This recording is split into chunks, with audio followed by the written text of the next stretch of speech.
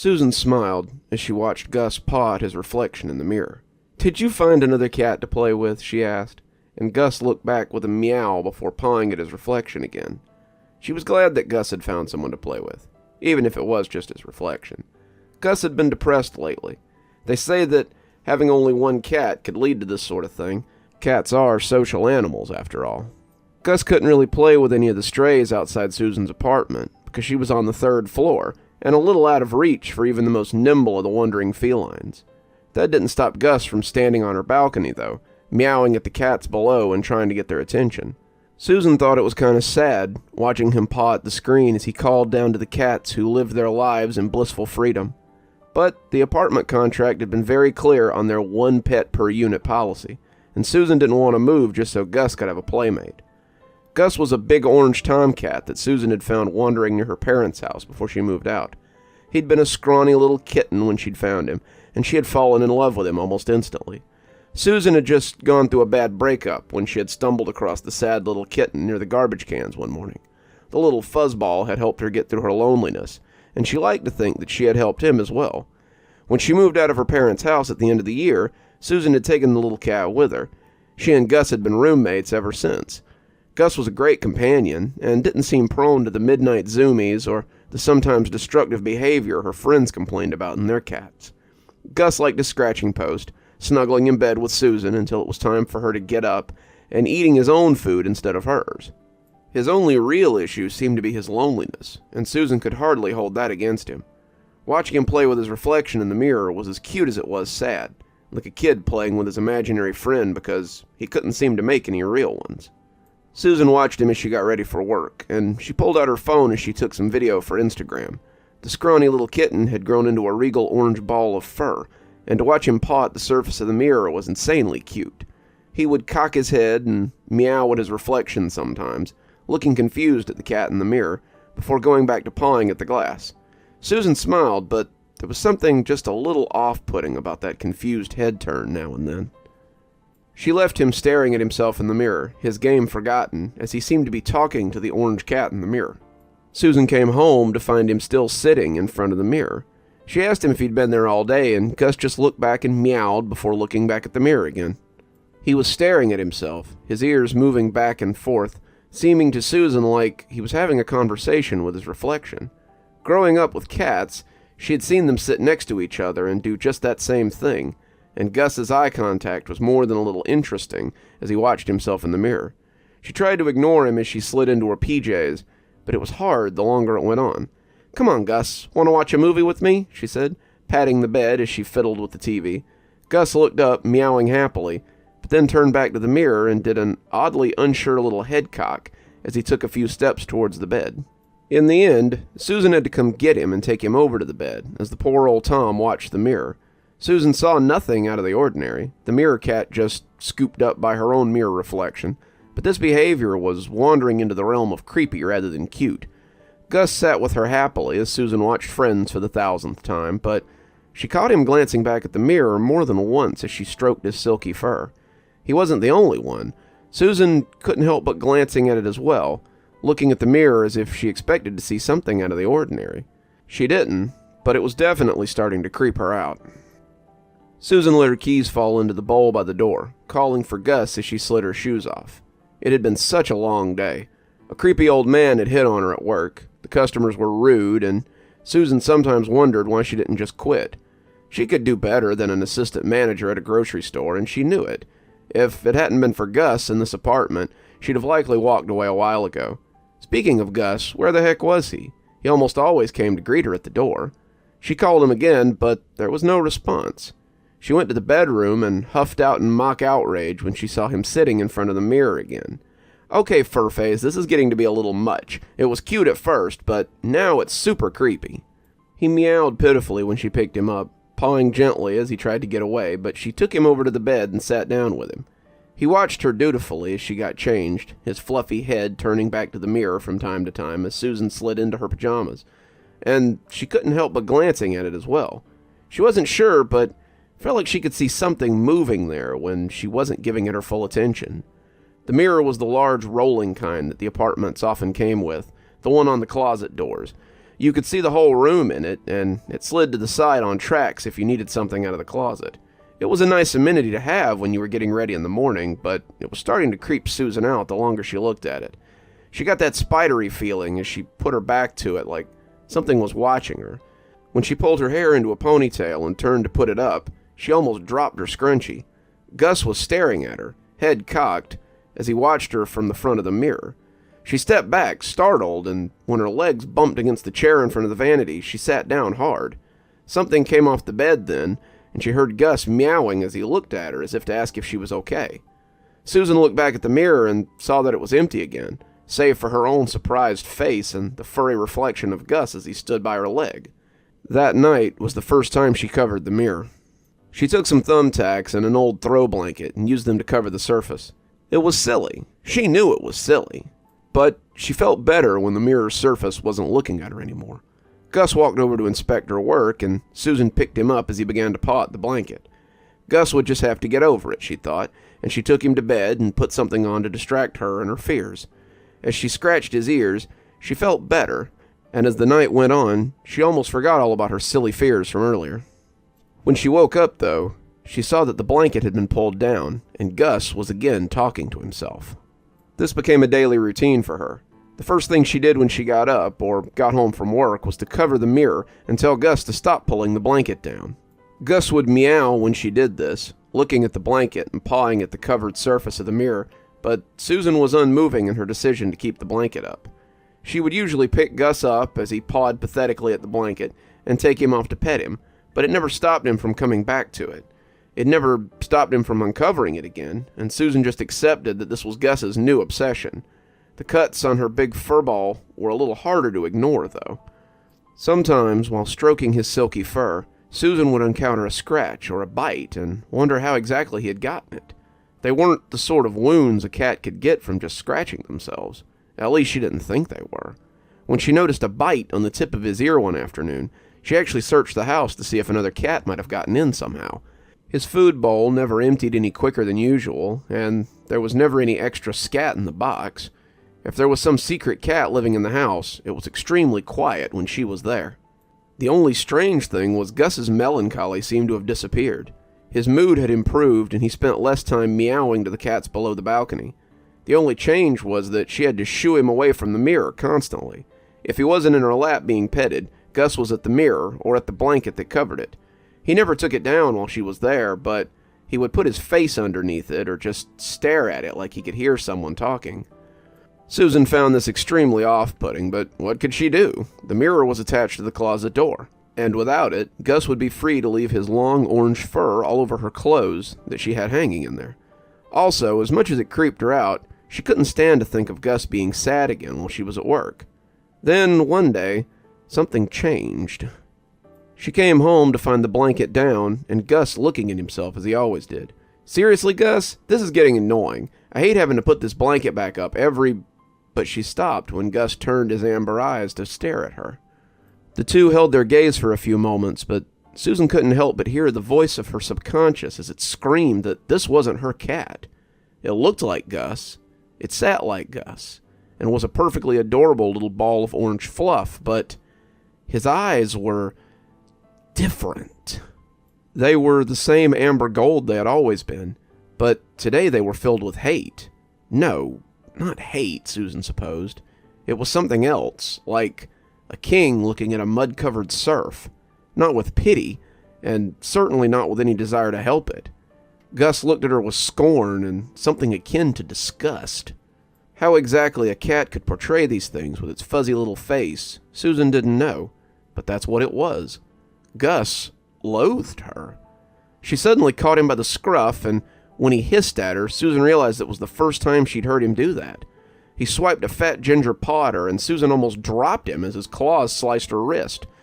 Gus growled and cried in his angry little voice, a voice that was suddenly less cute than usual, and Susan tossed him into the hall and closed the door. Gus bumped at it, hissing and yowling, and Susan was surprised when she realized that her back was against the door. It was like she thought he might just come through the door. She locked it just in case and walked into her bathroom as she washed the cut with soap and water. It wasn't very deep, but the 3 long scratches had been right across her wrist. She had just finished putting some Bactine on it and looking for a Band-Aid when she heard Gus's pitiful meow from the other room. That sounded more like the lovable fluff Susan knew, so she slapped the Band-Aid on and went to open the bedroom door. Perhaps she had just startled him as he had startled her. She hadn't grabbed him by the scruff of the neck since he was a kitten, and he was quite a bit heavier now. Susan suddenly wondered if maybe she had hurt him, and she opened the door as she prepared to pull him into a hug. "Sorry, Gus, you just scared me. I wasn't—" But she opened the door and noticed that he wasn't there. She checked the hallway, but Gus was nowhere to be found. Susan shrugged, tallying it up to strange cat behavior, and finished doctoring her arm before going to start dinner. As she cooked, she kept expecting to see Gus come out and sniff or rub up against her leg. Gus was always so curious, and he always came to have a look when she was cooking or watching TV. He had even jumped into the shower with her a few times, though he always instantly regretted it. She began to feel guilty about what had happened earlier and just wanted to find him so she could pet him and say she was sorry. Even so, those weird eyes kept coming back to her. She couldn't shake the idea that that cat hadn't been her Gus. She didn't see him again until she was cleaning up and getting ready to take the garbage out. Susan was in a bit of a hurry as she tied the bag up and started pulling it out of the can. The plastic pan the chicken had come in had likely leaked into the bottom of the bag, and she wanted to get it to the dumpster before it dripped onto the floor. She hadn't seen Gus since she'd put him out, not even as she ate chicken Alfredo on the couch. He was likely still sulking somewhere, but she figured he'd come out when it was time for bed, and all would be forgiven by tomorrow. She thought she might have heard him, though, and he sounded upset wherever he was. Susan had cocked an ear several times as she cooked, listening to the meows of a familiar cat from the back of the house. She had called him, even taken the tuna he liked to coax him out, but he had never poked his head out or shown any interest in any of it. Susan had looked all over for him a few times, but as the sound of her sauce bubbling began to sound more like burning, she always returned to the stove. She walked to the door with her swinging bag of trash, and when the door came open with a loud creak, she heard claws scrabbling on linoleum.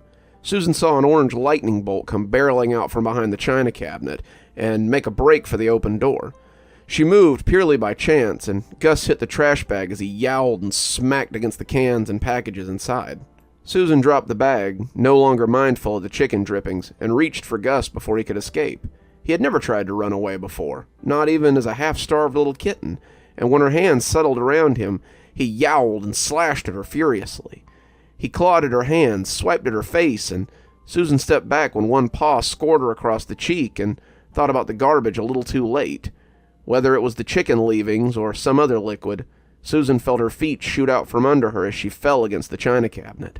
Her head smacked against the bulky old thing, and everything went fuzzy as she watched Gus run off into the night. She called his name distantly before passing out and waking up somewhere very different. Susan woke up in the hospital. Her mom was reading a magazine, but as Susan groaned, she called for the nurse and leaned in to have a look at her. The nurse came on the run, and Susan was soon poked and prodded and examined by her mother and several people in scrubs. She was confused and a little scared, and when she asked what had happened, it took her dad coming in from the cafeteria to shed any light on the situation. The complex had called her parents, since they were her emergency contact, to let them know that a neighbor had found her passed out in her doorway.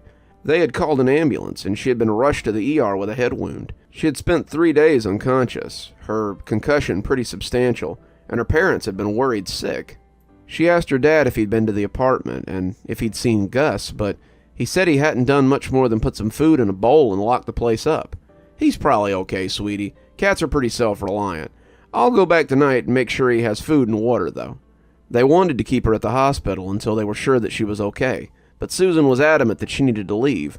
Gus had gotten out, and she needed to find him. He had been scared by the garbage bag and startled when she grabbed him. He hadn't meant to scratch her. He was probably cold and scared and waiting for her to come home, and she started to cry when they told her it would be a few more days before she was released. Her dad didn't help matters much. He checked on Gus, but said that he must have gotten out. His food bowl was still full, and he hadn't come home when her dad had called him. He had looked around, but he hadn't seen any sign of him. "I'm sure he's just scared and waiting for you to come back. He'll probably meet you at the door when you come home from the hospital," he assured her, his face showing a lot of worry. She came home 3 days later, after the hospital had run every test they could think of, and Susan was greeted by nothing but a plain beige door and a note from her neighbor wishing her a speedy recovery. She opened the front door thinking maybe he would be there, but the house was cold and empty. It felt lonely without Gus there to welcome her, and she decided then that she had to go look for him. Maybe he was close by, playing with the cats he had seen from the balcony. She would get some treats and call him, and hopefully he would come back after some coaxing, and they could be a family again. She was halfway down the hallway when she recognized a pitiful meow from her bedroom. She came through the door looking frantically for Gus. Had he gotten stuck in the bedroom? How had he been eating and drinking this whole week? She expected that he would come pelting out when the door opened, but he was nowhere to be found. She started looking for him under the bed and in the closet, but when the same sad meow came from behind her, she turned and found the source. It was Gus. He was just as fluffy as she remembered him, and it broke her heart to see how thin he looked under all that fur. He looked troubled, his eyes darting around as he put a paw up and pleaded for her to help him. He looked sorry, like he would do anything if she could just help him out of this. And as she approached him, Susan could feel her tears coming down in a torrent. Gus pressed his paw against the mirror. His toes were visible from the other side, and as he pressed and shoved, she could see he was becoming upset. Gus was stuck inside the mirror, his world nothing more than a little room, the one he had loved so much. Susan put a hand up to the mirror, covering his little paw with hers, and only then noticed that she didn't have a reflection. She sat and wondered if she'd have to watch her poor cat Gus waste away, unable to help him, and she laid her forehead against the glass as she cried all the harder.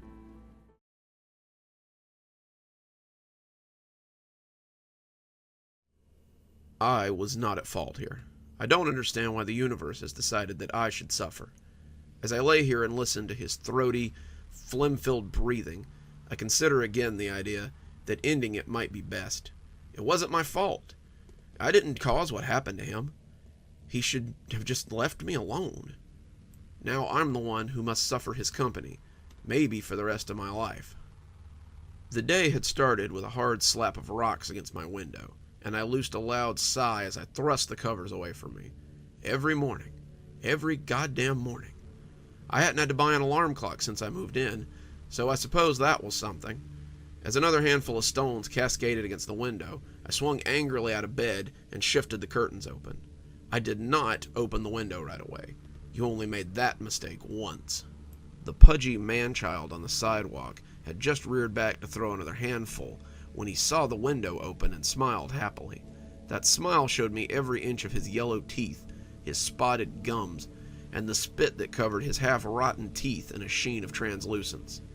He was dressed in his usual attire, and I imagined I could smell him from 2 floors up. He wore ratty Chuck Taylor sneakers, cargo shorts in February that likely hadn't been washed since his mother had bought them from JCPenney, a ratty black trench coat that covered his grease-stained t-shirt depicting a busty anime girl who seemed overjoyed to be stretched across his voluptuous C-cup breasts, and a wispy beard that made his face look dirtier somehow, and the battered black fedora that capped it all off. This is what he had worn, or some iteration of it, every day since we had first met 2 years ago, and I shook my head as he waved a pudgy hand at me. "Good morning, m'lady." He knew my name. I'd told it to him 1,000 times, but he always insisted on calling me m'lady. "Kenneth, what the hell do you want?" I was grumpy about being woken up, and sour about Kenneth being the first person I saw 9 mornings out of 10. "Well, I just thought that since we work today, I'd offer to walk you. We're on the same shift again, so just seems like you might appreciate the company." I sighed. I would have appreciated the company. Any company but Kenneth's. "I'm gonna be a minute, Kenneth. A long minute, so feel free to just go on without me." I can wait for you. I'll be right here when you get done. When you're ready. Unless you'd rather I wait inside." He snorted through a partially clogged nose. I saw the gleam that came into his piggy eyes and shuddered. "I'd rather you went on without me, Kenneth, but since there's nothing I can do to stop you from waiting, I suppose you could just wait on the front porch." I closed the window then, blocking him out and pulling the curtains closed, as I went to get ready for work. Every day. Every goddamn day. I've been living in this townhouse for the last 2 years, and I should have known that the rent was too good to be true. The lady who showed me the house was very complimentary about the neighborhood. She talked about the convenient garbage pickup, the cost-effective water measures she had installed, the proximity to restaurants in downtown, and all at a cost that was nearly half of the other rentals in the area. I had been attending college at the time, the college being about 3 blocks from my apartment, and it had sounded like a real sweetheart deal. I was moving my stuff the first time I met Kenneth. I say met, but I smelled him before I saw him. Have you ever been next to someone on the subway who maybe doesn't shower regularly? The kind of person who covers it up with body sprays instead of just washing their clothes and wearing deodorant. The kind of person you don't really want to stand too close to because their clothes look like they might get grease on yours if they brush up against you. That was what I was assaulted by as this mountain of a man came wandering over to introduce himself. He was dressed in cargo shorts and a t-shirt that day, the July heat too much for even his trench coat to handle, with a pair of sandals that put his yellow toenails on display. I was carrying a box of books inside when I heard him greet me by name.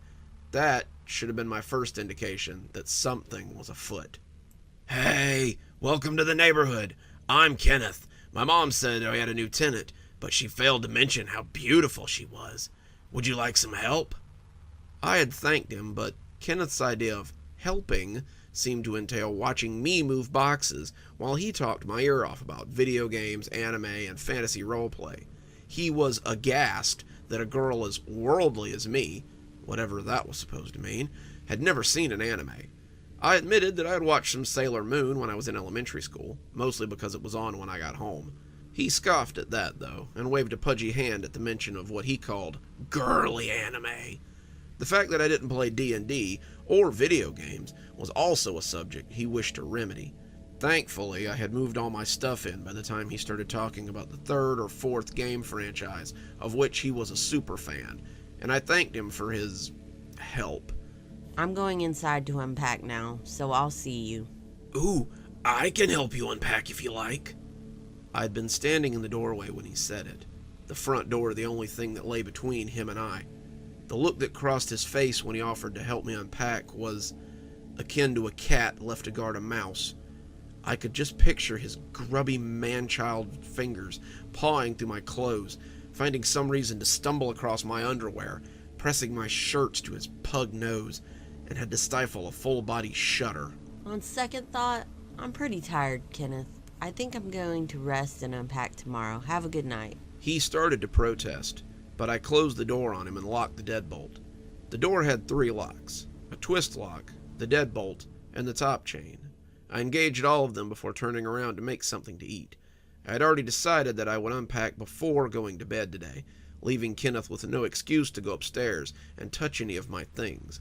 His annoyance had become creepy pretty quick, and I did not want him hanging around any more than I could help. I had just gotten to the entryway to the small kitchen when I heard an unsettling noise from the front door. I turned and found the doorknob twisting a little, as whoever was on the other side tried to quietly open my door. I thought about seeing who it was, but my fear had a firm grip on me. Home is where you're supposed to feel safest, and that turning knob negated any safeness I might have felt. I couldn't prove it was Kenneth, but I couldn't prove it wasn't. The turning stopped after a few seconds, and I made a mental note to get a chain for the back door, too. The first 6 months were probably the least eventful. I enjoyed my newfound freedom of having my own space, but I definitely noticed some of the strangeness in the house. I would come home to find things moved or find things missing, and I suspected that Kenneth had been in while I was gone. More than once I would catch a whiff of Axe body spray upstairs, a smudge on something that looked like a fingerprint, or just something moved that shouldn't have been. Kenneth came over to hang out a lot, and I quickly got tired of having him around. He was always overly friendly, almost fawningly so, and I began to suspect that he had a crush on me. He brought over anime or his Xbox, and I have spent many evenings reading subtitles or watching him finish some level on a game. He was annoying, but I felt that he was ultimately pretty harmless, and the movies he brought over were sometimes pretty cool. He seemed harmless, if not a little clingy. Anytime I would start to feel the least bit comfortable around him, though, I remembered that look on the doorstep and began to rethink. I gave his mother a key the first time I changed the locks, telling her I suspected an old tenant was using the key to come and go as they pleased. After I found the chain off the back door, something I was zealous about keeping chained at all times, I didn't bother giving her a key. After that, the intrusions stopped. Then, COVID had happened. The city did the lockdown thing, and suddenly all the classes were online, all the functions were canceled, and I was spending more time than usual inside my apartment. During this time, unfortunately, my grades began to suffer. Some people can absolutely take classes online and do fine, but I'm not one of those people. I was one of those popular girls in high school who liked to bask in a place's environment and social structure. Suddenly, having professors that I couldn't talk to face-to-face was hurting my grades. Suddenly, not having peers to talk to review notes with, and to bounce ideas off of was hurting me. And as my grades suffered, the school threatened to take away my grant. The grant was how I paid for housing, so I doubled down and tried to bring them up again. I studied long hours, watched tutorials on YouTube, and read anything that I could find on the subject matter, but nothing seemed to help. Kenneth also did not help with this particular problem. Despite the order to wear masks and social distance, Kenneth was always trying to come over and hang out like he used to. He wasn't in school, all his friends were already online, and neither he or his mother thought this was more than the flu. I don't know how many times I would look through the peephole and find him maskless on my front porch with an anime box set of something or his Xbox waiting for me to hang out. I tried to be nice to him, but as my grades suffered, so did my mental health, and I started ignoring him after a while. Then, after a horrible semester, my grant was cut, and I was left waiting to re-up next year. That's how we'd come to our current predicament, me working and Kenneth being paid to hang out with me. I came out the front door 45 minutes later to find him sitting on my porch swing, his phone in his hand, and his rocking making the chains grind together annoyingly. Is that really what you're wearing to work? It's not like they care. It's Walmart. As long as you show up, they don't care what you have on. He had a point, but I still tried to tune him out as we walked to work together. I had started working at Walmart after my savings started to dwindle. My landlord, Kenneth's mother, cut my rent a little. "Because of all this pandemic nonsense," she said, with a little scoff. However, it still only floated me another month or so before I needed to get a job. Walmart was hiring, and they needed warm bodies. Kenneth didn't work there right away, but after hearing that I had started working there, he was soon applying for a job as well. Charles, one of my assistant managers, was a gaming buddy of his, and I assumed the source of my constant stock shifts with Kenneth. It was a real toss-up, which one of them I hated more these days. Kenneth was unnaturally quiet on the way to work today. His face had that look that let me know he was thinking about something very hard, and I feared that he would ask me out again. He had asked me out about once a month since I moved in, and I had just started ignoring him, despite his mother's pressure. I got the feeling that she was getting worried about him not leaving the nest, and she hoped that a nice girlfriend would be enough of a mother stand-in to help him get out of her basement and into mine. Sorry, Mama Kenneth, but that dog wasn't hunting in these woods. She could find some other girl to pawn her precious angel off onto. "So, m'lady," he said, finally finding his courage, "you may have noticed that, Valentine's Day is tomorrow." I rolled my eyes at him theatrically. It had somehow escaped me after unloading a metric ton of Valentine's Day candy and toys over the past month, Kenneth. But thanks for bringing it to my attention. Well, I was just wondering if you'd like to be my Valentine this year and go on a date with me tomorrow. I sighed. Every year with this guy. No, Kenneth. For the 1000th time, no. Kenneth's face got that look about it that small children get when you tell them no. But why? Don't tell me you already have a date. Nope, sure don't. I intend to stay in on Valentine's Day since I have the night off. Well, that's fine. We don't have to go out or anything. We can stay in and rent a movie and maybe cuddle on the couch and... I rounded on him then, my frustration and lack of patience getting the better of me, as I erupted liquid hate all over this yipping puppy of a man. No, Kenneth, I have told you no 1,000 times, and the answer will always be no. I don't want to date you. I hardly want to be your friend most days, and the thought of you sitting next to me on the couch gives me hives. Move on! Kenneth just stood there, his face transitioning between barely contained tears and barely contained rage. His mouth seemed like it wanted to say something, but his brain seemed to be holding it at bay. He looked like he was trying to chew himself from the inside out, and the tears seemed to win out in the end. His eyes began to flood with impotent water, the flood falling to his t-shirt as he turned and ran back towards home. He looked like one of those anime characters he loved so much as he fled from his spurning, and I guessed later that might have been his intention. I let him go, making sure he rounded the corner before turning to head to work. Some of us still had bills to pay. I thought that maybe Kenneth would have learned a little something after my outburst, but he clearly hadn't. I got home very late that night to find him sitting on my porch with a heart-shaped box of chocolates. "My lady," he wheezed, rising ponderously from the seat, "you've returned to home at long last." The look on my face should have told him everything he needed to know about how glad I was to see him. I brushed snow off the shoulder of my jacket and wondered how long he'd been sitting there waiting for me. It had been chilly when I'd gotten to work, but not really uncomfortably so. That had changed quickly over the last 8 hours, and all anyone at work could talk about was the freezing blizzard that was rolling in tonight.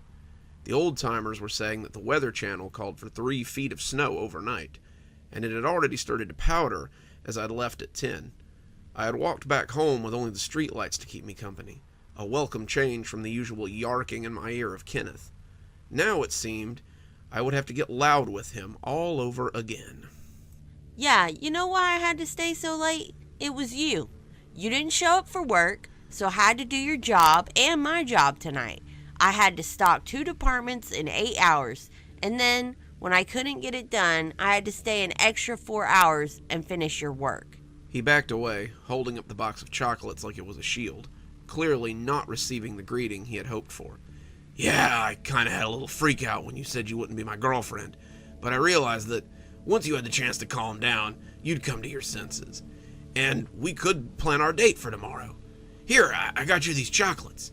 It's kinda late to make a reservation for anywhere, but, He stopped talking when I slapped the box out of his hand, the half-eaten box scattering across my porch. No, Kenneth, I will not date you. I will not walk with you to work. I'm through pretending to be your friend. Go away and leave me alone. Take a hint, you insufferable man-child. I don't like you, and I don't want to hang out with you. I walked to the door and keyed it open, blocking it so he couldn't just follow me in. When I turned back to look at him, though, I was a little worried about doing this on the porch. Kenneth was breathing heavily, and I thought for a moment that he might be crying. The breathing was filled with rage, though, and I was suddenly very aware that I was a 5'2" woman yelling at a man who was nearly 6 feet tall and weighed about twice my weight. I suddenly needed to get in the house in a very short amount of time. I needed the door between Kenneth and I. I needed to call his mother, if not the police, and explain to her that her son was on the verge of a restraining order. "What the hell is your problem?" Kenneth bellowed, and I half closed the door as he turned to let his spittle of rage fly at me. "I'm nice to you. I try to be your friend. I bring you gifts. I do everything that a boyfriend does, and you still won't date me. That's not fair. You're supposed to love me. You're supposed to fall in love with me because I do all the things that girls like. I even went and bought the box set of Sailor Moon so we could just sit and watch it together, since I know you like that girly crap." He took a step towards me, and I slammed the door in his face. I had just engaged the deadbolt when he twisted the knob and slammed his full weight against the door, bellowing like a wounded animal. Go home, Kenneth. Don't bother me anymore, or I will call the police. He banged on the door a while longer, but I ignored him. When I had finished making myself a bowl of chili, I found that he had stopped pounding on the door. I ate my food, showered, got my clothes ready for tomorrow. On the off chance that we didn't get 3 feet of snow, I would need to go to work tomorrow and deal with Kenneth. He would likely be waiting for me as always, smiling his butter-toothed grin and waiting like an excited puppy for me to come out and play. I was snug in my bed, preparing to sleep, when I heard the music. The music was soft, romantic, and I thought for a moment that it might be something by John Legend. I could hear it coming from right below my window, and I flipped the covers back angrily as I went to have a look. Sure enough, it was Kenneth. He was parked in the snow, a large silver boombox in his hand, and as he lifted it up, bad 80s movie style, I opened the window. We made eye contact, his eyes filled with earnest emotion, and mine filled with nothing but puppy-kicking rage. I opened the window, chill scraping across me. Go home, Kenneth. No, Kenneth said. Not until you agree to date me. You're going to freeze out there. Then let me in and keep me warm, he said, unable to keep that grin off his face. I just closed the window on him. He'd get cold and go home eventually. The music stopped about an hour later, and I guessed that his batteries had run dry after all that continuous playing. The next morning, I woke up to a sea of white. The snow hadn't been 3 feet deep.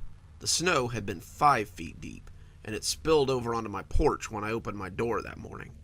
The wind was made of frozen razor blades, the power holding but flickering a little now and then, and I called work to see if I had to be there today. They said that they would be closed for the next few days. They told me to stay safe, and I decided to settle in for a well-deserved couple of days off. I had expected Kenneth to bother me since I was now trapped in my house, but he never came around. I got to enjoy a nice breakfast, and even got to watch some TV before I was reminded that Kenneth existed at all. The knock came as the laugh track played on my 3rd episode of Friends, and I sighed as I tied my bathrobe so as not to give him any ideas. He would want to come in, pretending like we'd never had a fight yesterday at all, and I would likely have to yell at him again. I was surprised to see that it was Kenneth's mom, Janet, and not her portly man-child when I opened the door. "Hey there," she said, shivering on my porch as she pulled the scarf around her mouth. "I was just wondering if Kenneth was over here." Janet is, quite frankly, the sweetest woman I've ever met. In the 2 years I've been here, she's tirelessly fixed anything that's wrong in the townhouse, brought over food for things like 4th of July or Thanksgiving, and even apologized for Kenneth on more than one occasion. She's like Cartman's mom from South Park. She was a lovely woman, and while aware that her son was a nightmare, there was only so much she could do besides love him. Not since last night, ma'am. "Oh dear. Well, I do hope he's okay. He said you two had a little fight yesterday, and he was coming over to try to make up."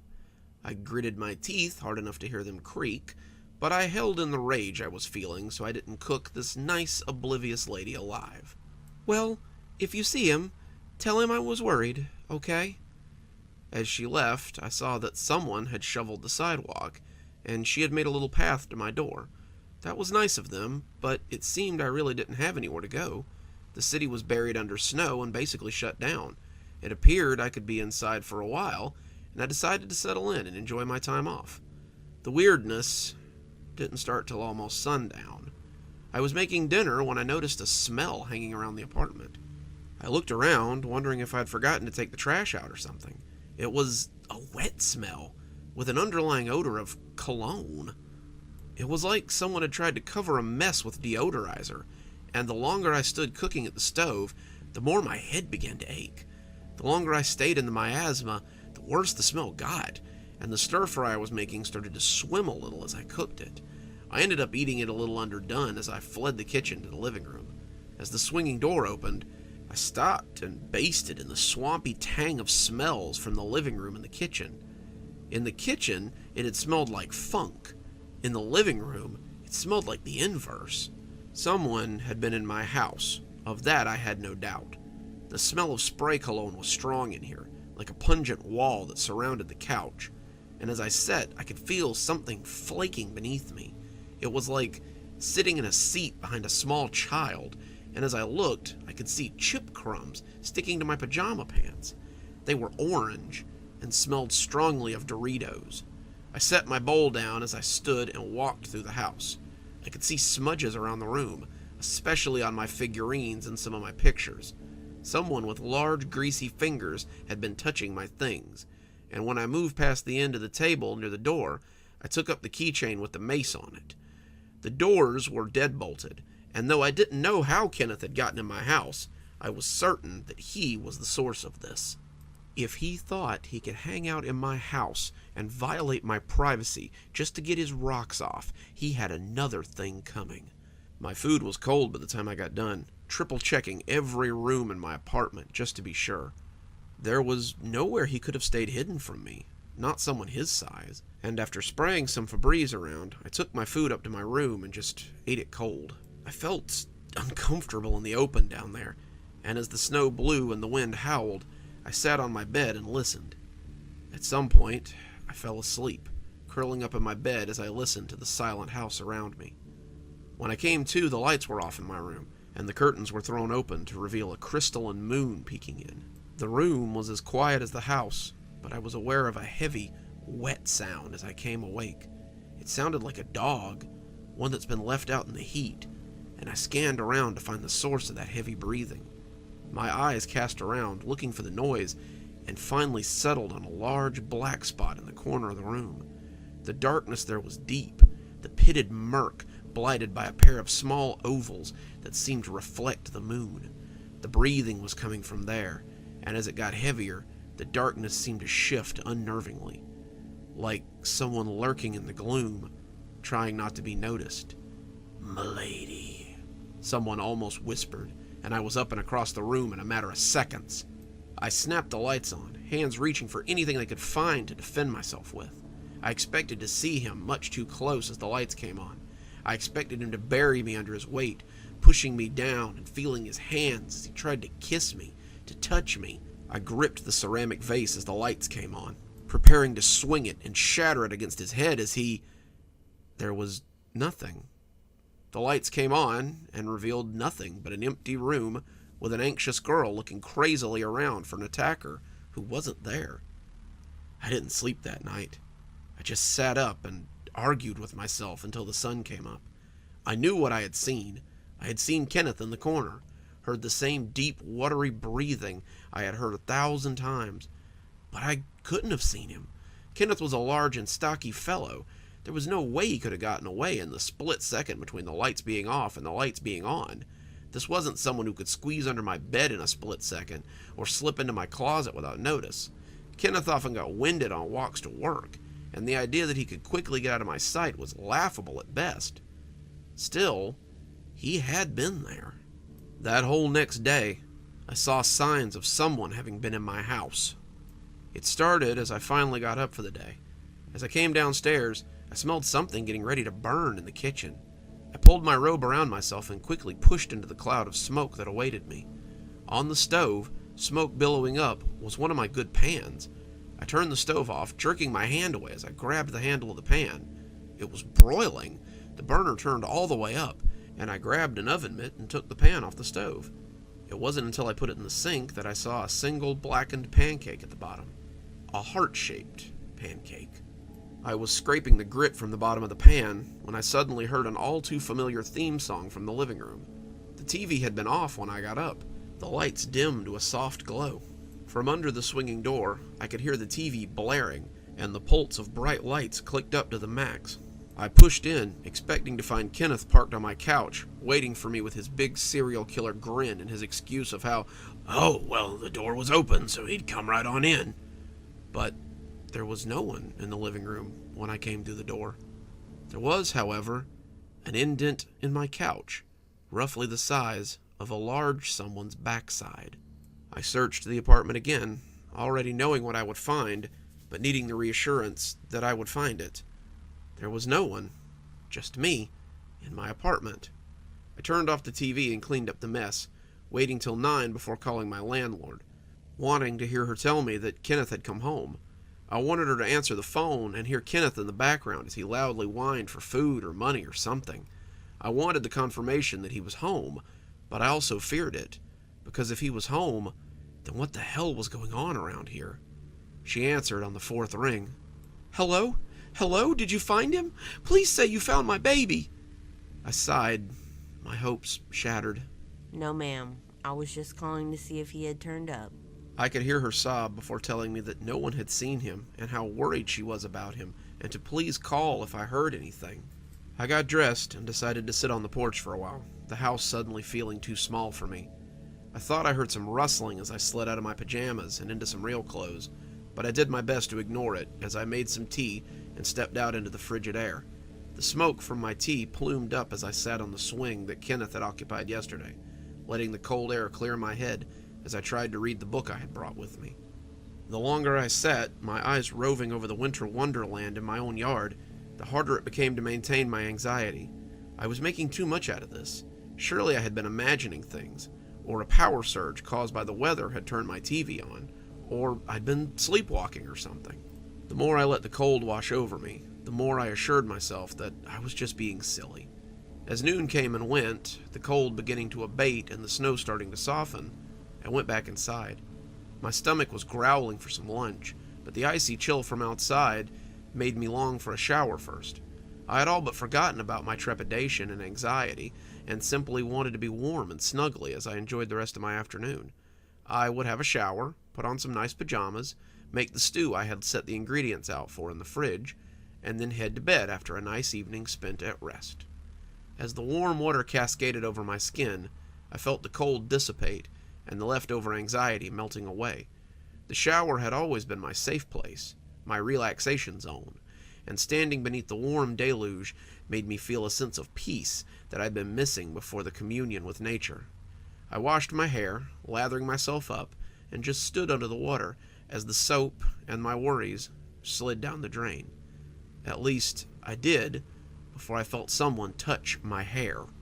I have long blonde hair, the kind that falls to about the small of my back and must be meticulously maintained so it doesn't look trashy. If I'm sitting on the couch watching TV, there's probably a brush in my hand, and my hair is flipped over my shoulder. I've always been sensitive about my hair, and I don't let people touch it very often. So when someone ran their fingers through my long blonde mass of wet hair, my eyes snapped open, and I nearly jumped out of my skin. I had felt the slight tug as 2 or 3 thick fingers slid down and parted the wet locks. I slipped as I stumbled forward, catching myself on the wall before I fell and hurt myself. Through the soupy curtain of foam, I looked around for the source of the touch, expecting to see him. I expected to see a bulbous shape leering at me from behind the curtain, but as I swiped the tangled muck out of my eyes, I was greeted with an empty bathroom. I came shakily out of the shower, hands trembling as I reached for my towel. I was shaken badly. I knew what I had felt. Enough men had tried to touch my hair for me to know what it felt like, and I couldn't trick myself into believing I'd just been imagining things. As I slid back into my clothes, the fog still thick around me, I was met with something even less easy to overlook. Written in the steam on the mirror, the lines reflecting my own horrified face back at me, was the word, "Milady." I ran, half-dressed from the bathroom, and slipped on the surprise waiting for me in the hall. I went down hard on my backside, bruising my tailbone. The floor was covered with something that my wet feet found slippery, and now that I was on eye level with the floor, I could see them. They had been scattered artfully, leading towards my door in a line of red blotches. The rose petals would have been romantic on any other occasion. At the moment, they left me breathless as I leaned against the wall, watching the door creak slowly open. Behind it, the light in my room dimmed. I could see a thick, softly shadowed form, his eyes gleaming as his tongue slid over his thick porcine lips. I vaguely remember tripping down half the stairs, bruising my legs as I ran for the door. I remember grabbing my phone from the end table by the door, the charging cord coming free as I ran for the porch. I remember talking to the operator, my teeth chattering as I shivered on the porch. My hands and feet were numb, my hair getting stiff from the cold, when the lights lit the icy yard. The sun had started to melt the snow, even as it set behind the nearby houses. The lights on the snow looked odd, almost ethereal, and as they approached, I was thankful when someone threw a blanket over me. One of the officers stayed to take my statement, as the others searched the house. As I told him what had happened, I heard the snow crunch as my landlady came over to see what all the fuss was about. The police came from inside a moment later, shaking their heads and telling me they hadn't found anything. Someone was definitely in there, though. There were rose petals all over your bed and a box of chocolates sitting in the center. Someone had planned quite a romantic surprise for you, though I'm guessing the feeling wasn't mutual. I shook my head and started to tell them about Kenneth's ambush on my porch the night before. But that was when I saw him again. The snow had melted some, and I could see him hunched by the fence line. He was staying still, trying not to be noticed, but I had seen him. His ridiculous black trench coat was a dead giveaway, and I screamed as I pointed at him. His mother looked over my shoulder, pushing me aside as she ran towards her son. I grabbed the rail as I watched her go, the cops chasing after her, wondering why he hadn't moved. The jig was up. We could see him. Why was he just sitting there? When his mother started screaming and the police officer started calling for an ambulance, I knew something was wrong. That was 2 days ago. He was dead, of course. He had frozen to death, waiting for me to invite him inside. They found the boombox sitting around his feet, frozen to the ground. His coat had been frozen to the back of the fence, and he had simply gone to sleep and never woken up. His mother, of course, was quick to blame me. Why hadn't I let him inside? Why hadn't I called her? And on until the police had finally taken her away. I had taken a few things and gone to stay at a hotel for the night. I just couldn't stay in that house, knowing that there was a dead body in my yard. I thought, at the time, that that would be the end of it. They would take his body, and the weirdness would end. Even if his spirit was somehow attached to my apartment, I would just move. His mother wouldn't want me living there anymore anyway, not after I had led to the death of her precious angel. I would just take my things and go elsewhere. When I woke up this morning to find the words "M'lady" written on the bathroom mirror, I knew then that this wasn't attached to my apartment. The haunting had nothing to do with my place at all. He's attached himself to me. Lying here, writing this, I can already hear his raspy, phlegm-filled breath from the corner of the room. It appears that unlike in life, I may be his M'lady after all.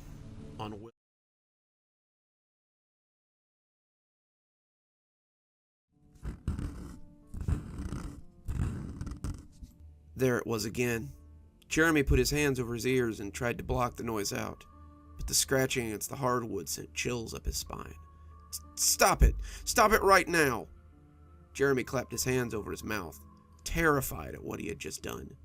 The scratching under his bed had been happening for 3 weeks. The scratching, the weird noises, and sometimes he thought he heard whispers and whimpers amongst the odd sounds. His parents had said, "Oh, you're just dreaming," or "It's just the house settling."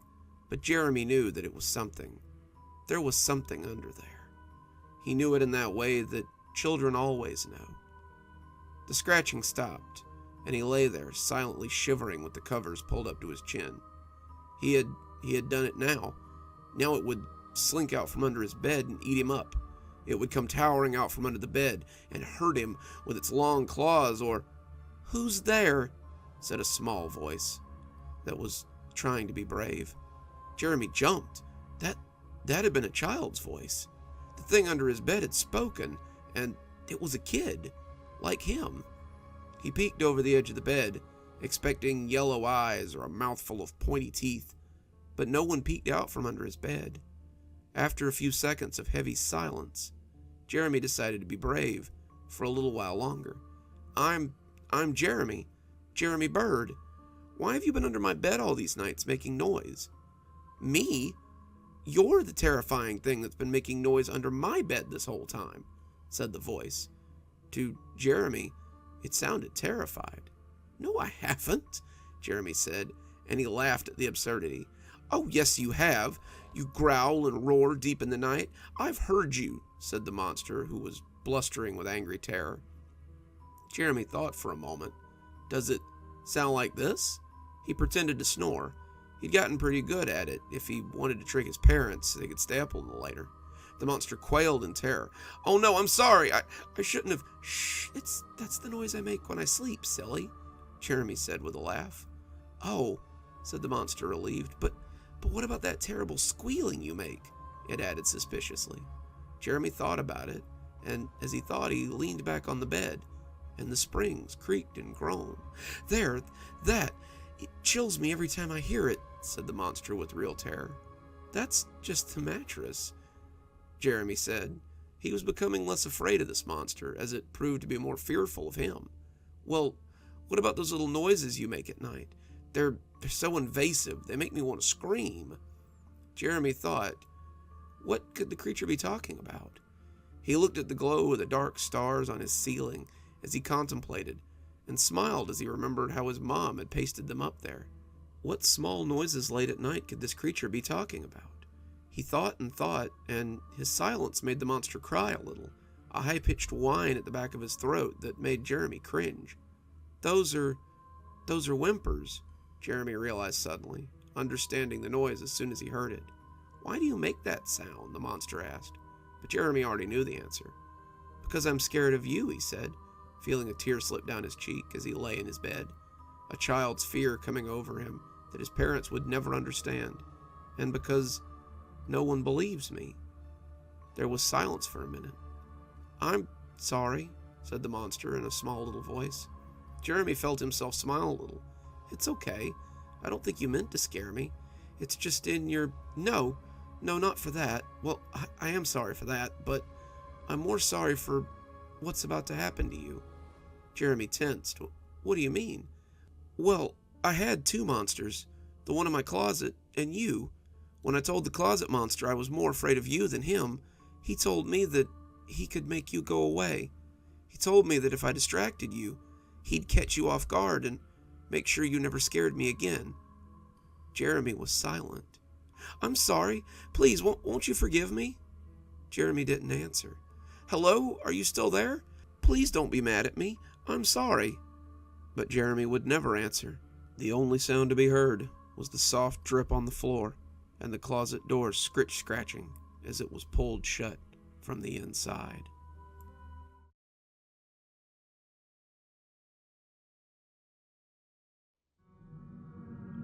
When I was a little girl, I had a strange friend that I believed I had made up until about an hour ago. My father and mother were out of the house a lot when I was a kid. It never really occurred to me that we were poor, but looking back, I realized that we must have been. Mom worked 2 jobs, serving in a restaurant, driving a bus for the school. Dad worked in a fish market during the day, so he could attend school in the evenings. Both of them would come home every night, very late, and most of the time I was already in bed. They'd just flop down for a few hours before they had to get up and do it again. They were never cruel to us. They just didn't have time for my older brother and I. Mom and Dad got together in high school, and Mom's senior year photos show a swell of her belly as she carried my brother. They were parents before they were really more than kids themselves, and with no real skills, they had to take whatever jobs they could to keep food on the table. For the first 10 years of my life, there wasn't really a lot of happiness. There were no Christmas mornings, there weren't a lot of birthday presents, and I lacked the parental involvement that a lot of my peers seemed to have. That was probably what led me to create Mr. Gozo. My brother was supposed to be watching me after school. I've talked about my brother a little bit, but I don't think I've told you much about him, really. He was 8 years older than me, a senior in high school, who was supposed to be my caretaker while my parents were out of the house. This usually translated to him being in his room with the door closed, or him leaving the house and telling me not to answer the door or go outside. This meant that I spent a lot of time alone as a kid, but I much preferred the time when he left me alone. My brother was more than a neglectful babysitter. He could be really mean and seemed to delight in tormenting me. If he was gone, then it was just me and Mr. Gozo with the house to ourselves. Mr. Gozo was a friend that I discovered living in my house one day. He was tall, taller than my dad even, and had a strange, whispery voice that always used to make me laugh. He wore grown-up clothes, a long coat and a pair of suit pants with square-toed cowboy boots sticking out from underneath them. His head was round and pale, his eyes always seemed a little too big for his face, and he didn't have any ears, which I found very funny as a kid. His smile was my favorite thing about him, because it reminded me of the Cheshire Cat from Alice in Wonderland. Something else about him that always reminded me of that cat was that he would disappear whenever anyone else was around. One minute we'd be having a tea party or playing hide and seek, and the next my brother would come home and Mr. Gozo would just vanish. I told my parents about him, but they just smiled and said it was good that I had such an active imagination. My brother said I was a little freak and told me to stay out of his way. Mr. Gozo did not like my brother. He is a brute. He knows nothing of imagination. We played a lot, Gozo and I, but I remember his favorite game was hide and seek. He would never beat me, though. I was an excellent hider. He would clump around for a while before finally saying I'd won, and I would burst out and wrap my arms around his leg. Despite never winning, he always wanted to play. He seemed to like chasing me through the house, and when I think back on it these days, I see how lucky I was to never have learned anything to the contrary.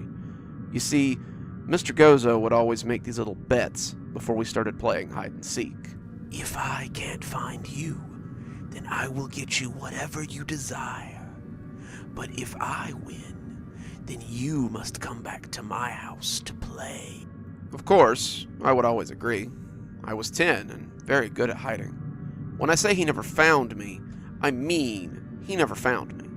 I would hide under things that were too hard for him to lift, or hide in places that were too small for him to get into. I would camouflage myself with blankets and pillows, and I could remain absolutely still and quiet for quite some time. Mr. Gozo would try his hardest, stomping around as his two big eyes roved everywhere. Eventually, he would just give up and tell me I had won. He always made good on his promises, too. I've watched Sailor Moon or Powerpuff Girls in the middle of the night long after Cartoon Network stopped showing cartoons, and I've eaten chocolate ice cream and pizza when we barely had groceries in the house. Much like Mr. Gozo, though, if my brother came home early, he couldn't see the food, or the show, or the new toy that Mr. Gozo had given me. I would turn back to find an empty plate or a staticky TV, and Mr. Gozo would be nowhere to be found. Mr. Gozo would play anything I wanted, but he asked to play hide and seek at least once a day. If I said I didn't want to, he never pushed the issue. He also never let losing deter him from playing. It appeared that whatever he wanted to do with me at his house could wait. He was a perfect companion for a lonely child, and I never saw his more sinister side until I looked back after the incident. Not until the hide and seek when I lost my brother. It was late, probably after 11 o'clock, and Mr. Gozo and I were playing hide and seek as we did most every day. I kept stumping him, even after hours of playing, but this looked like the time he was finally going to win. I was hiding beneath the couch cushions, compressing myself in a divot under the middle cushion where the springs were sagging. I could see him searching for me between the small gap in the cushions, and Mr. Gozo was looking desperately. He had lost 8 times in a row, and I could see that his patience was starting to deteriorate. He was pushing things aside, rustling the curtains, and pushing the pillows off the couch roughly as he searched for me. As the pillows hit the floor, I must have moved slightly, because he turned those much too expressive eyes back to the couch. They zeroed in on the cushion, and I knew that Gozo was about to win. He wrapped his long, sinuous fingers around the cushion, grinning as he prepared to lift it up. I tried to stifle a laugh as I prepared to be found. Just then, keys rattled in the door, and I saw Mr. Gozo turn his head to look. I looked too, and when I turned back, he was gone. My brother walked into the living room, and as I climbed out from under the couch, I could smell him before I saw him. He'd come home like this a few times, smelling sour and like the chemicals Mom kept under the sink, and he sighed in disgust as he looked at the house. I hadn't expected him to be back so soon, and Mr. Gozo had been a little rough in his searching the last few times. There were pillows and blankets on the ground, the curtains were open, and there were books scattered around, as well as magazines on the floor. The living room was a mess, and as I climbed from the couch, he asked me what the hell I had done. Nothing, I said timidly. Mr. Gozo and I were just playing hide and seek. My brother rolled his eyes. Mr. Gozo, Mr. Gozo, Mr. Gozo. He slurred the name as he said it, stumbling a little as he flopped onto the couch. I am so sick of hearing about that stupid freak. Clean up this crap before Mom and Dad get home, and yell at me for it. I started picking up, feeling him watching me as I moved around. He was acting weird, weirder than usual, and he was making me uncomfortable as he sat staring on the couch. I cleaned up the books, the magazines, put the blankets back on the quilt rack, and closed the curtains. As I went to put the pillows on the couch, I looked into his eyes and saw something I hadn't seen there before. It wasn't love. I knew what that looked like, but it was different from anything else I'd ever seen. I didn't like it, and when he caught my wrist and pulled me towards him, I squirmed and tried to get away. Let go, you're hurting me, I said, trying to keep the whine out of my voice. If I whined, it would only egg him on. Don't be such a... He burped, and I could smell the pungent brew. Such a party pooper. Come on and sit with your big brother. I struggled, pulling against him as he tried to pull me onto his lap. He was acting really weird, and my brain screamed at me that I did not want him to get his hands on me. I looked around, looking for Mr. Gozo for help, and saw him peeking from the hallway. His expressive face told me that he wanted to help, but he didn't know how. There seemed to be a sort of duality about him, a want to help his friends, but a knowledge that such a thing would be unwise. My brother swore at me, yanking on my arm and telling me to stop being such a cold bitch. Just like that bitch at the party, he mumbled, yanking hard and almost pulling me off my feet. Suddenly, though, I knew how I could get him to stop. There was a way that Gozo could help me. I can't play right now, big brother. I'm playing with Mr. Gozo. He'll get mad if we don't finish the game. I saw him sneer, but I also saw something else there. My brother pretended he wasn't a little weirded out by Mr. Gozo, but I could tell that the idea of an invisible friend kind of freaked him out. He had seen the pictures I drew of him, and I couldn't help but notice the shudder they elicited in him sometimes. When he was wobbly, like he was tonight, he was especially nervous about Mr. Gozo, and I decided to take advantage of that to get away. "You played with him long enough," he said, his grip tightening. Why don't you come play in my room? I've got some new games I want to show you." I shook my head. "Mr. Gozo will get mad. I have to finish my game." I turned back to the hallway and saw him shaking his head, begging me not to go on, but I pressed my luck. "But, if you play with us and finish the game, then I'd be done and we could, play, I guess." I tried to stay calm, but his touch was making me nervous, his sweaty hands making my skin crawl. My brother looked thoughtful for a moment and let my arm slip out of his hand. "Okay, one more game with Mr. Gozo, and then it's our turn to play, right?"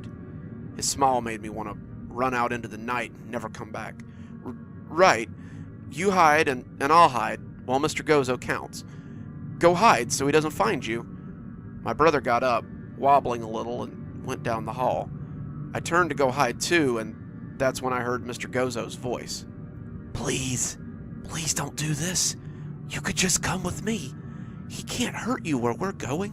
I turned around and saw Mr. Gozo towering over me, his eyes looking sorrowful as his mouth held in a frown. "Count to 100, Mr. Gozo.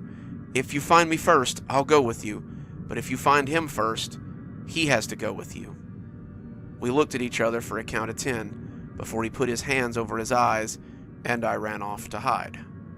I went in the kitchen, having a perfect place in mind, as I heard Mr. Gozo's count reach 15. I opened the cabinet beneath the sink and squeezed in, not sure if I would still fit. I had found this spot a while ago, seeing the small space beside it once you were under the sink, and marked it for future use. I knew it would be too small for Mr. Gozo, or my brother, to squeeze into, and they would have a hard time seeing me in the little space between the drawers and the wall. I squeezed in there, pulling the drawers back in as I inadvertently nudged them, and pressed myself as flat as I could against the wall. Even if my brother got bored and came to find me, he'd never find me here. I breathed very shallowly and stifled my gasp as I heard Gozo's count reach 100. Then, the game began. It started out normally, Gozo seeking and me hiding. He checked beneath things, he checked under things, but the gravity of the game began to shift very quickly. Gone was the playful talk as he tried to find me. Gone was the playful way he looked. Now he was shoving things over, pushing them around, and it sounded like he was tearing the house apart. He moved into the kitchen, glasses breaking and things on the counter being pushed onto the floor. This wasn't like him. Why was he acting like this? I shivered in my hiding place, waiting to be found or for him to move on. I heard the table flip over, the face of the microwave shatter as it hit the ground, and the floor groan as the refrigerator was pushed over, its guts spilling everywhere. Mr. Gozo called my name, his normally happy voice cracking with sorrow and anger. I wanted to go to him then, wanted to wrap my arms around him and comfort my old friend, but I didn't dare leave my cubby. I would stay hidden all night if I needed to. A part of me now feared Gozo as much as I feared my brother. Come out! Come out! It's not too late. You can still... What in the hell is going on in here? I heard my brother yelling, could almost picture him in the doorway to the kitchen, and I eased out of the cubby and moved a shaky hand towards the door of the cabinet. I heard Gozo's heavy boots as he stepped towards him, my brother asking who he was and what the hell he was doing in our house. He was slurring and shouting. Mr. Gozo was silent as the grave as he walked towards him. I pushed the corner of the cabinet open, just a little bit, and looked out of the crack, seeing the two long legs as they walked towards my suddenly scared brother. I was looking between his ankles as he walked. He had been so close to my hiding place that he might have heard the silverware shivering in the drawers if I had started shaking any harder. My name is Mr. Gozo, and I believe that you have been found.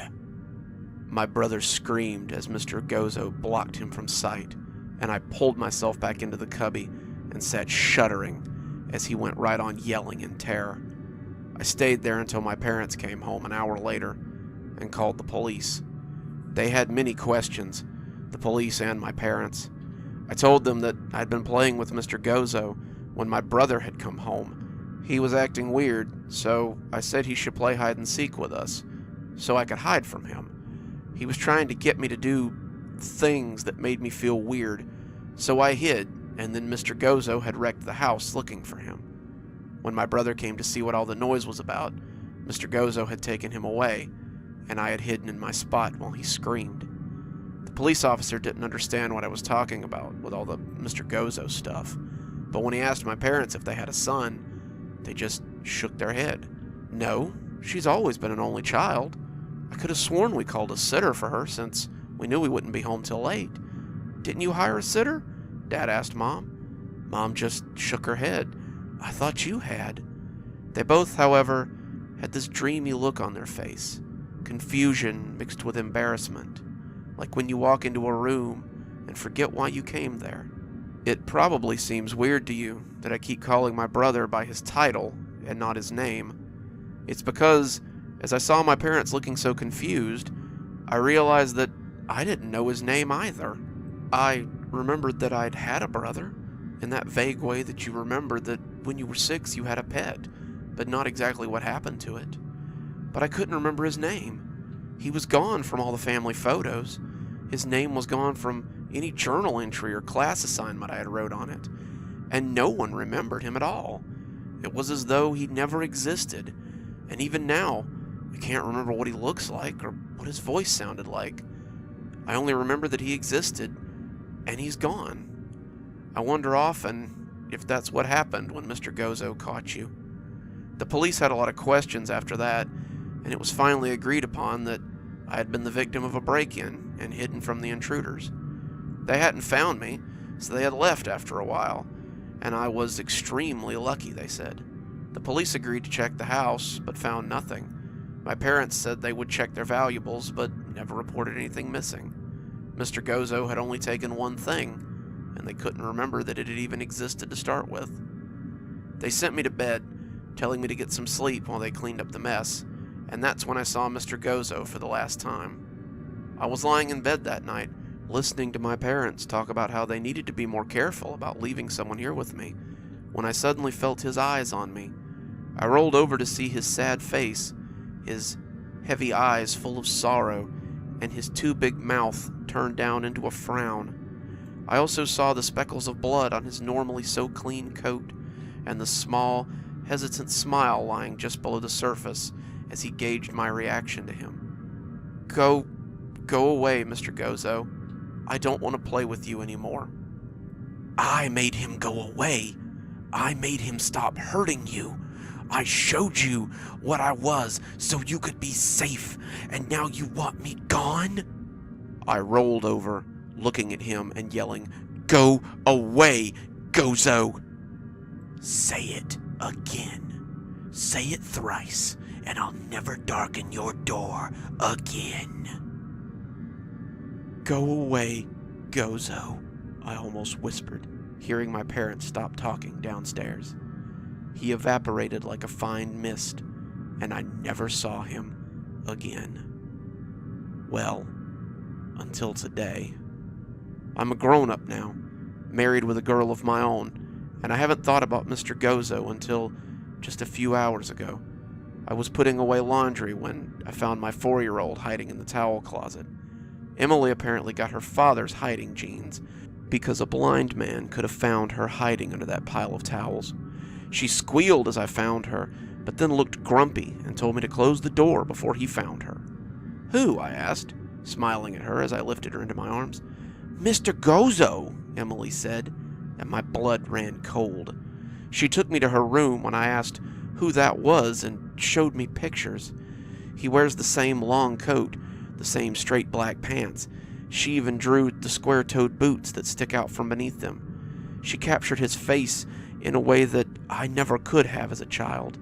His pale oval face, his almost cartoonishly large eyes, his smiling mouth of pointed teeth, and his distinct lack of ears. His head is still shaved, but she's drawn him with a large top hat, an eye floating in its middle. The eye is blue. Were my brother's eyes maybe blue?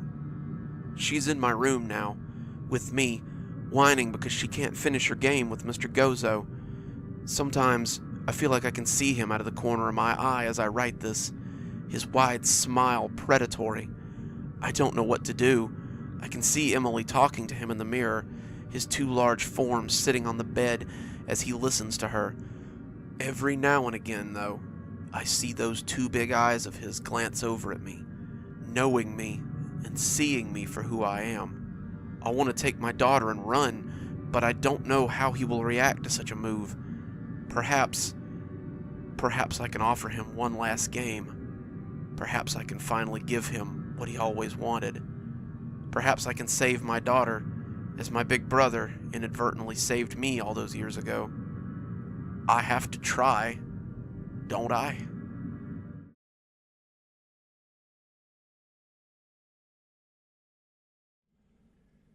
I hadn't thought about it until last week, but it seems to have snowballed into something that's gotten out of control.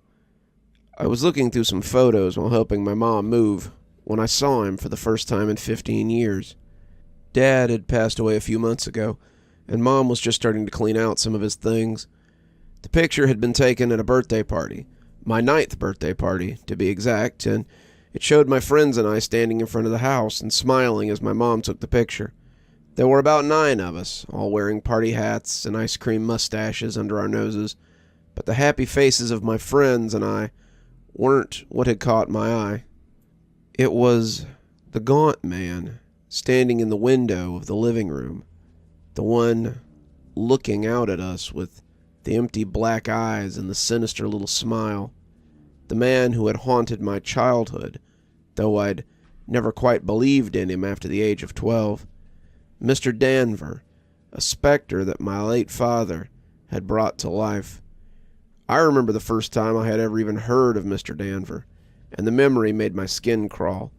It wasn't scary because of what I had been told, but because of the unwilling way that my father had shared it. I had been 5, and we were getting ready to go to preschool. I hadn't slept well the night before, and I was cranky as I sat at the table and picked at my breakfast. I was wearing half my school clothes, one sock, one shoe, and I was so far from being ready that when my dad saw me, you could tell that he knew we were going to be late. "Come on, kiddo, we need to get moving. Finish your breakfast, get your clothes on, find your shoes, let's get on the road." I don't remember what I said to him, something snarky and grumpy, and when he turned back to me, he spoke before he had quite made up his mind to. "You better hurry and get ready before Mr. Danver comes to get you." The silence that hung after that statement was enough to make me turn my head and look at him, and that's why I saw when he slowly put a hand over his mouth. He was looking at me like he'd just sworn, and he was afraid that I would start repeating it. He seemed terrified of what might suddenly come out of my mouth. "Who's Mr. Danver?" I asked, and that seemed to seal the deal. Dad went rigid, not all at once, but slowly, like something petrifying. His eyes stared out at nothing, his mouth opening a little bit as he gasped slightly. His body seemed to be trying to fight whatever was going on and failing, his mind railing against the inevitable. He looked like a landed fish, something struggling to breathe, even as it struggles with the hook that has pulled it from the water of life. And when I asked the question a second time, the hook seemed to find its anchor, and he stopped fighting. "He comes for bad kids, naughty kids, kids who don't listen. He finds where they hide, and they go missing. When Mr. Danver comes to town, you better beware. When Mr. Danver comes to town, you better be scared. He's tall and old, with skin so thin. His hair is wisps, gray as tin. His teeth are sharp, his eyes are black. He'll drag you off, and you'll never come back. When Mr. Danver comes to town, you better beware. When Mr. Danver comes to town, you better be scared. He delivered it all in the well-trained cadence of an off-Broadway actor at an audition. It sounded like something he had repeated 1,000 times, and I realized then that it was something I'd never forget. The scariest part about it wasn't what he had said. It was how he had said it. The voice was so different from Dad's that it was like watching a ventriloquist talk through him. Suddenly, it felt like a stranger was in the house, and I shuddered as a cold chill ran through me. I didn't say anything in the face of that silence, but when I lifted a hand to my eyes, I realized I was crying. Large, silent tears were sliding down my face, and as my dad came out of his trance, he started crying too. He came to scoop me into his arms and pressed me to his chest as he repeated the same thing again and again and again into my corn silk hair. I'm sorry. God help me. I'm so sorry. When Mom came home to find us both watching Disney movies on the couch, she asked why he had called out of work and not taken me to school. When he explained the situation in soft tones as he pressed his mouth against her ear, she joined us on the couch and pulled me into her lap. That was the first night I saw the old specter, but it wouldn't be the last. I woke up with the most profound chill I'd ever felt. It ran up my cheeks like mice feet, and my eyes popped open as I lay in bed. The room was dark, my toys casting shadows across the floor as the moon crept in through the window. But I knew those spooky shapes were not the source of my discomfort. I could almost imagine that I heard the song Dad had sung as it scampered in with the air conditioner in the vents. I could see the dust motes in the moonbeams as they boogied to that haunted chorus, and as I stared at them, that's when I saw him. He was hunkered in the corner, his knees against his chest, his arms resting on his knees. He was looking at me from the pit of shadows where he sat, and when he realized I was looking back at him, I saw a wide grin stretch across his face. His toothy mouth stretched ear to ear, and as he stood up, I could hear his joints popping like kindling wood. His hair set neatly on his head, looking like the hair you saw on zombies in horror movies, and it brushed the ceiling as he stood up. He rose until his head nestled in the corner of that ceiling, his frame all of 8 feet tall. He had a hat in his hand, a hat I would later learn was called a bowler, and his arms were covered in a rich brown suit coat. He was wearing a suit beneath it, but I was only vaguely aware of it. As he rose, the moon casting his features in contrast, I was mesmerized by his eyes. They were dark pits of shadow that looked at me with mirthful knowledge. "Sorry to wake you," he said, his voice sounding like someone who's lost their breath to excitement. "I just wanted a peek. I'm sure I'll get a closer look sometime. Toodaloo." I started screaming then, and when Dad came in and turned the light on, there was nothing in the corner but the star stickers that stuck to the ceiling above the spot. Those stickers never glowed again, and I took them down when I noticed and threw them away. I was afraid he had gotten his taint on them. Dad pulled me into a hug, Mom beside him, hugging me in an instant, and both of them held me until the shaking stopped. After that, I saw him any time I did something disobedient. Sometimes I would see him lurking in the corners of my vision if I said something smart to my mom or dad. Sometimes I would feel those black eyes watching me if I didn't do my chores. There was a time when I heard him laughing after I'd gotten angry at my mom, and I was always quick to apologize and make things right. Mr. Danver made me conscious of my actions in a way that I'd never been before, and I was a better person because of it, I suppose. I never saw him when I was rude to my friends, but just the knowledge that he might be watching me made me forgive more often, and I was less likely to be cruel to others. Sometimes when I thought about cheating on a test or taking something from a store, I would imagine him just waiting to get me and think better of it. It all culminated when I was 12, on the day I ran away from home. I'd been looking forward to a sleepover at my friend's house that weekend, an event that was highly anticipated. Matt had one of these for his birthday every year, and a bunch of us would go to his house and eat junk food and watch movies and tell scary stories and just have the times of our lives. I'd been looking forward to it for weeks, and I knew that if Mom found the math test at the bottom of my bag, the one with the big red F on it, I could hang it up.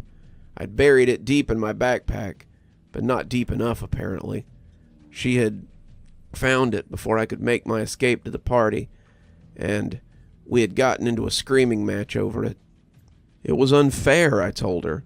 I'd looked forward to this party for so long, and it wasn't fair that now I didn't get to go. She said that was too bad, and if parties were more important than schoolwork, then I needed to get my priorities in order. I was so mad, so furious with my mom, that I did the unthinkable before I could remember the specter of Mr. Danver. I told her I was going whether she gave me permission or not, and walked out the door before she could stop me. I ran up the street, heading for Matt's house, listening to my mom call from behind me. I expected her to be angry. I expected her to be upset. Instead, she just sounded scared. She told me to come back, that we could talk about this, but I was in no mood to listen. I was going to the party, whether she liked it or not, and nothing was going to stop me from getting there.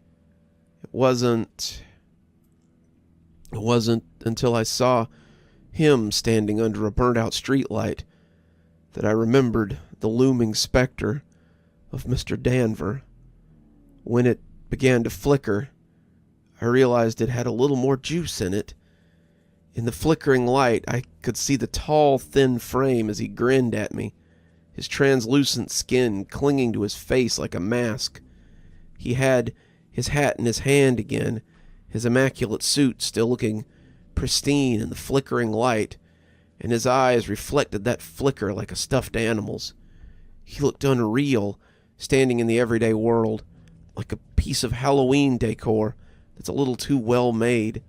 He was utterly still, his head brushing the bottom of the lamp, but his fingers gave away his excitement. They drummed on the brim of his hat and made him look like a dog preparing to yank his lead and give chase. We stood looking at each other for a count of 5 before I turned and shot off towards home. Mr. Danver was coming after me just as quick, but his lack of footfalls made me panic all the more. I turned to look and saw the too tall thing eating up the ground. His long legs moved like a spider's, and he ran like a cartoon character in big, exaggerated galumphs. He was gaining on me with every step, his strides twice my own, and I screamed in frustration and terror as I put on an extra burst of speed. To think that a moment of frustration was going to seal my fate forever. I'd been hyperfixated on my behavior for so long, and now a sudden lapse in judgment was going to kill me. "When Mr. Danver comes to town, you better beware."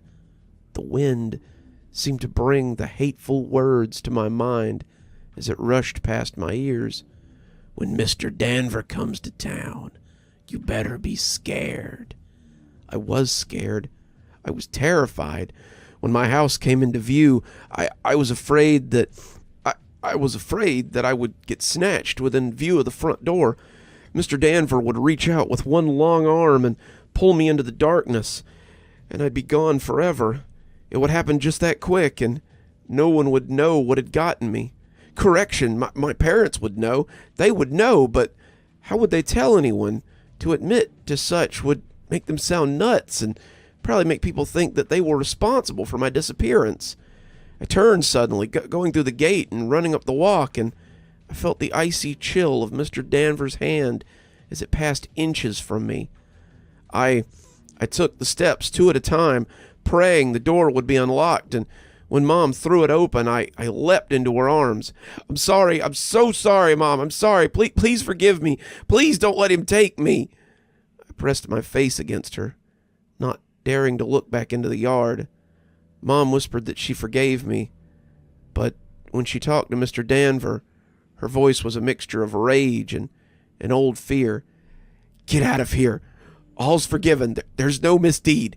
You cannot take him. I kept my face pressed against my mom, but I still heard Mr. Danver's spidery voice when he answered her. Another time, then. When I peeked back, he was gone.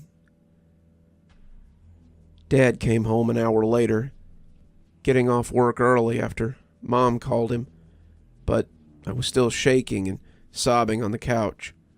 Why? I asked him when he came in. Why did you tell me about Mr. Danver?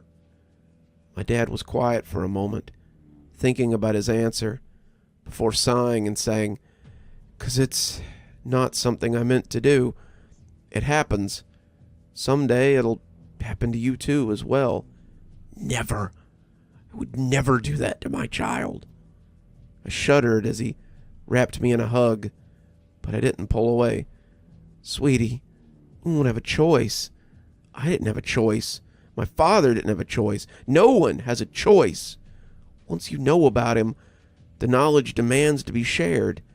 His name is dark knowledge, a secret shared by many, and it must be served. That was when he told me how he had come to know about Mr. Danver from his father. I was playing with something on the couch when Dad told me to clean my room.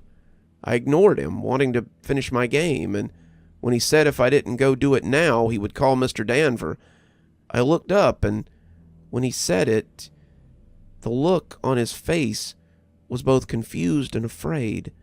Dad, your grandpa, wasn't always the nice guy that you know. He joined AA when I was in high school, but before that he was a drunk. He could be mean when he was drunk, too, and I should have known better than to hesitate when he asked me to do something. Instead, I asked who Mr. Danver was, and when he sang me the little song, it was the soberest I'd ever seen him up until that point. The words were forced out of him like vomit, and when he finished, he threw his arms around me and told me how sorry he was. Dad looked at me, and his eyes were hollow pits. I saw him in my room that night, and it wasn't the last time either. He told me that when he'd told the story to Mom, the one about his father telling him about Mr. Danver, she'd cried and said that she'd seen him too. Her dad told her too, one day you'll tell your kids. You won't want to, but you won't have a choice. The song is as inevitable as Mr. Danver. What you got there? I jumped as Mom came in and found me looking at the picture. I put it in my pocket, not wanting to remind her about Mr. Danver if I could help it. I moved to another box, Mom taking the box of photos I'd been looking through, and I tried to put the name out of my mind. It was easy to do as I worked, but as I sat at home later, still sore from a day of moving furniture and sorting boxes, I started thinking about it. If my parents and I knew about Mr. Danver, did anyone else? I pulled up Reddit and made the post before I could think better of it. I didn't know if you could transfer the knowledge like that, but I wanted to know bad enough to find out. Hey guys, I remembered something from when I was a kid. I just wanted to know if anyone else had heard of it. My dad told me a spooky story about Mr. Danver when I was a kid. saying he would come get me. My mom knew about it too, but I was wondering if it was something anyone else had heard of, or if it was something that he made up. The post had barely sat for 5 minutes before I got a response. It wasn't the last either. Yeah, my dad told me about him too when I was little. Seems like I must have had nightmares about it, 'cause I can remember dreaming he was in the corner of my room sometimes. OMG, so weird. That was exactly what my mom called it too. It was weird when she told me too. I thought she was having a seizure. My uncle used to tell me that he would come get me if I was bad. Wasn't there a song or a poem that went along with it too? Yeah, it was pretty catchy, but I can't remember all the words. On and on and on. The thread had about 100 comments, and not all of them were Americans either. Mr. Danver seemed to be something that lived in the consciousness of most English-speaking people, and even if it had a different name, the descriptions they gave were exactly the same. Tall, suited, pale, wispy hair, sharp teeth, black eyes. The description was universal, and the idea that I wasn't alone didn't make me feel any better. If you too have experienced Mr. Danver, then it's already too late. One day you'll tell your kids. One day they will have the knowledge. One day, if they're lucky enough to avoid the icy grip of Mr. Danver, they'll pass it on. The cycle always continues, whether you want it to or not. One day, I too will infect my child with the looming specter of Mr. Danver.